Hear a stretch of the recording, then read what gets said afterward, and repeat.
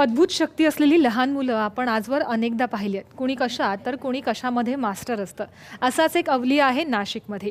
चारुदत्त थोरात असं त्याचं नाव. त्यानं अनेक ओव्या आणि गोव्या रचल्यात. पाहूयात या संदर्भातला एक खास रिपोर्ट.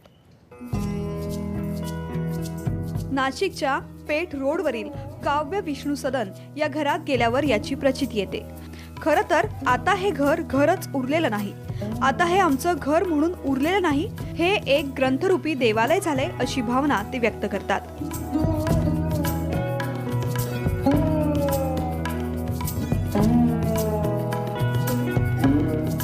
घरात प्रवेश करताच घरातल्या प्रत्येक भिंतीवर, फरशीवर, दरवाजावर, टीव्हीवर प्रत्येक ठिकाणी वेगवेगळ्या प्रकारच्या ओव्या, अभंग आणि ग्रंथ लिहिलाय.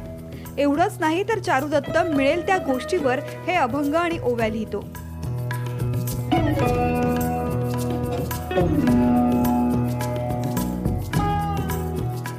म्हणजे जसं चक्र वगैरे काढायचं काम, चक्र आपण दुसऱ्या ट्रेस पेपरवर काढायचे. जसं त्यांचं काम आहे ते भिंतीवरचं लिहून एका वहीत व्यवस्थित लिहून ते ठेवतात. बाकी मग मुलीचं काम कविता लिहिण्याचं, ती कविता लिहिते. सुट्ट्यांमध्ये असं कुठे फिरायला जायचं नाही, आमचं काम हेच. आनंद होतो आम्हाला आणि असंही वाटतं की आपण काहीतरी पुण्य केलेलं असेल, ते पुण्याचं फळ आम्हाला आज मिळालेलं आहे या रूपात.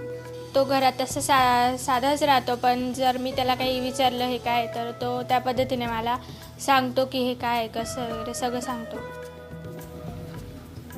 काय अनुभव एखादा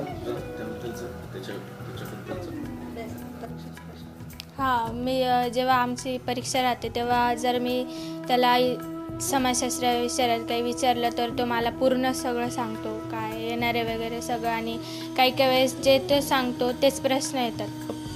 पुण्यच म्हणावं लागेल. आणि याच्या पाठीमागं जसं आमचे आईवडील आणि सासू सासरे म्हणजे त्यांचीच सर्व पुण्य आहे आमची.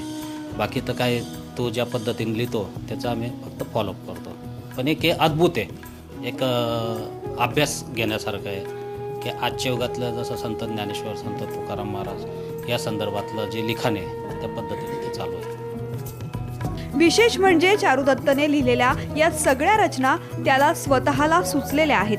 त्याने आतापर्यंत कुठलाही ग्रंथ किंवा पुस्तकाचा आधार यासाठी घेतलेला नाही, ज्यामध्ये नामा म्हणे, तुका म्हणे असा उल्लेख आहे. काही रचनांमध्ये त्याने स्वतःच्या नावाचाही उल्लेख केलाय. सगळं करणारा मी कर्मत्व, आता कर्मत्व कर्मधारण्यमती, कर्म सर्वार्थ उत्पत्ती, कर्म वाचेना भवती, कर्म सर्वार्थ चरण. मी कर्म करणारा एक मनुष्य आहे. कारण या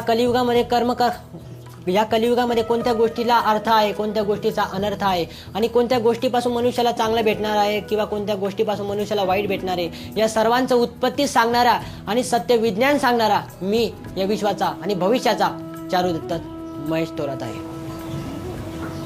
कसं सुचलं सगळं? कारण तू कुठली भाषा शिकलेला नाहीयेस, कुठलाही ग्रंथ वाचलेला नाहीयेस, तरी हे कसं काय? जेथ विष्णू नाम ध्यान तेथ सर्व रूप चरण, आणि कति बहु जाण ते आपोआपी, सर्वस्व सर्व मती जाण हेची बुद्धी आचरण, सर्व वाचेना भवती, सर्व कृपा नित्य अनुपान. म्हणजे काय की मी जेव्हा हे करतो तेव्हा मला समजत नाही का, कारण मी ती आपोआप ते येतं. आपोआपी म्हणजे काय, आपोआप ते येतं आणि आपोआप ते येतं. परंतु मला त्याचा अर्थ कळतो आणि ते अर्थ उचित गोष्टीला कळत असतो. चारुदत्त सध्या 12वी मध्ये कला शाखेचं शिक्षण घेतोय. चारुदत्तने रेखाटलेले चक्र, लिहिलेल्या ओव्या आणि अभंगाचा अर्थ सहज समजणारा आहे. त्याच्या म्हणण्यानुसार या रचना करण्यासाठीच माझा जन्म झालाय. ज्याप्रमाणे ज्ञानेश्वरी, भागवत गीता, हरिपाठ या रचनांचा संदर्भ आज आपल्याला लागतोय.